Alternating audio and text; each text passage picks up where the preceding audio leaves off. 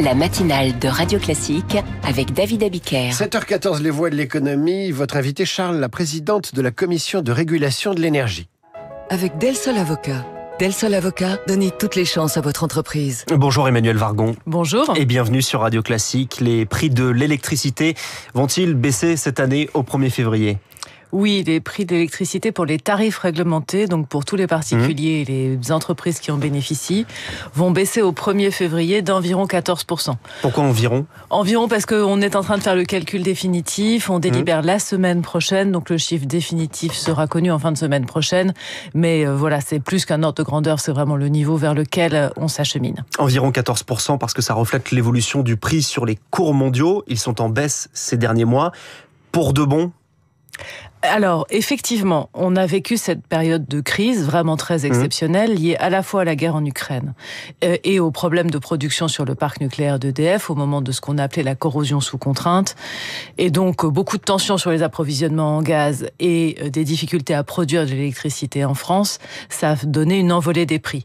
Là, les prix reviennent dans une zone qui est certes plus élevé qu'avant la crise, mais qui n'a plus rien à voir avec cette période. Donc on est vraiment en train de sortir de la crise.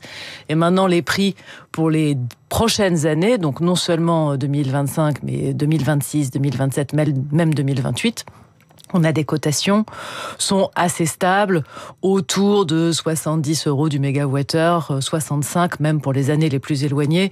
Donc on revient dans une zone qui est une zone connue. Donc les prochaines années, on peut parler plutôt de stabilisation ? En tout cas, c'est ce que pensent les marchés et les acteurs aujourd'hui. On n'est jamais à l'abri d'une crise, donc évidemment, il faut être prudent. Quels sont les aléas qui pourraient provoquer de nouvelles hausses, par exemple ? Les aléas sont des aléas géopolitiques, on peut toujours en avoir, et des aléas sur la production, puisque c'est toujours un marché, donc c'est la rencontre d'offres et de demandes. Si on avait une grosse difficulté sur l'offre, pour une raison qu'on n'espère pas, forcément on pourrait avoir un peu de tension. Pour l'instant, on a aussi une demande qui est assez stable, qu'on espère voir en croissance, puisque la croissance de la demande d'électricité, c'est l'électrification, donc c'est aussi notre chemin de décarbonation, de lutte contre le changement climatique. Et donc cette croissance de la demande, elle sera absorbable par l'offre. Et concernant la production française, vous l'avez cité, elle est à quel niveau aujourd'hui ? Est-ce que le nucléaire a retrouvé un rythme normal ? Oui, le nucléaire va finir cette année, je ne suis pas sûre qu'EDF ait encore donné de chiffres définitifs, mais leur dernière hypothèse, c'était autour de 360 TWh.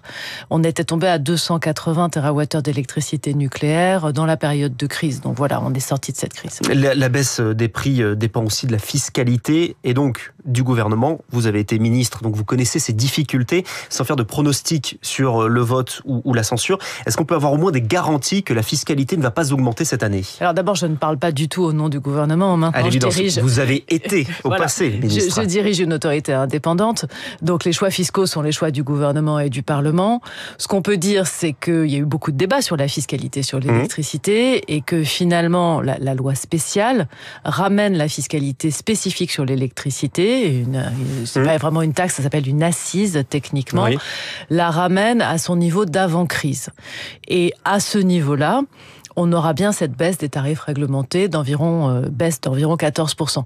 Après, je peux pas préjuger des choix fiscaux du nouveau gouvernement qui est en train de discuter un projet de budget comme on le voit tous. Donc voilà, c'est l'état des lieux tel qu'il est.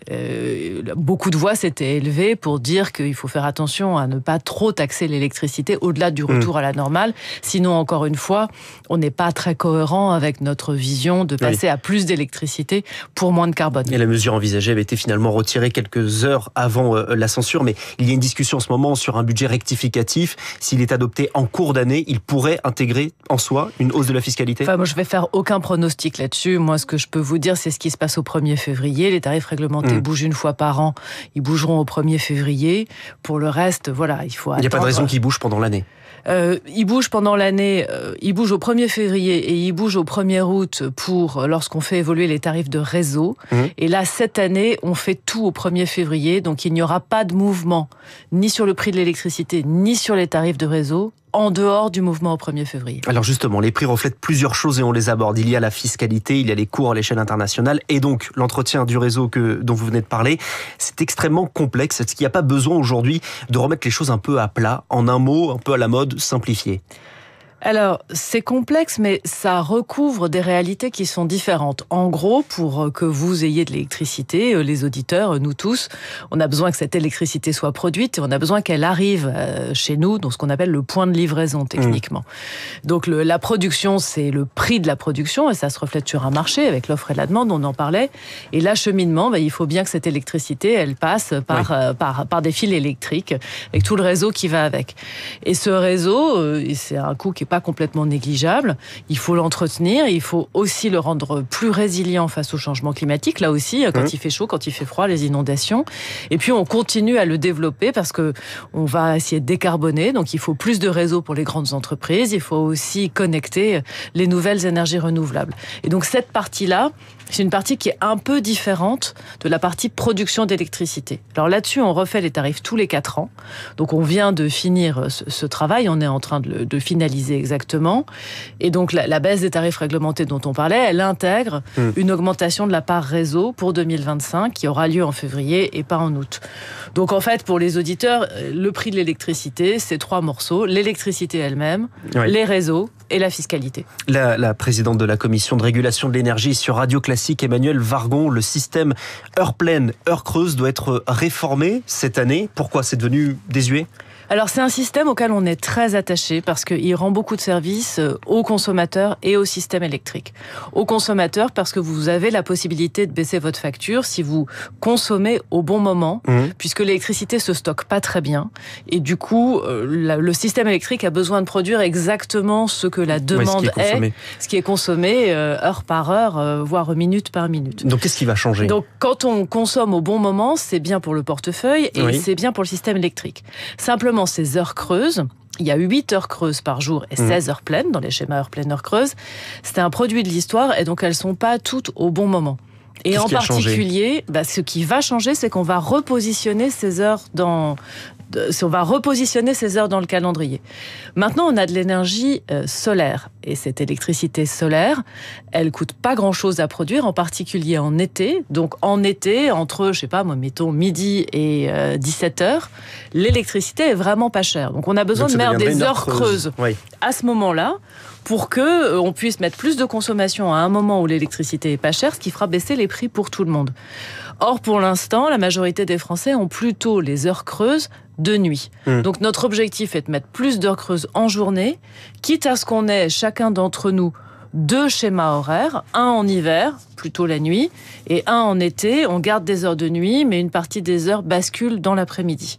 Et ça, on va faire ce changement avec Enedis à compter de l'été 2025, ça va s'échelonner sur environ 2 ans. Donc entre mi-25 et mi-27, chacun d'entre nous va se voir notifier soit le même schéma heure pleine, heure creuse, mais pour la grande majorité des gens, une évolution de ce schéma. Et ça permettra de rendre le système plus efficace et de faire baisser les prix. Merci Emmanuelle Wargon, la présidente de la commission de régulation de l'énergie dans les voies de l'économie ce matin sur Radio Classique. Merci à tous les deux. Charles, à demain 6h pour la matinale de l'économie. À suivre les coulisses de la politique, les négociations avancent sur le budget entre les socialistes et le gouvernement, nous expliquera Marcelo Westfred. Mais tout de suite, notre professeur de français, Karine Dijoux, et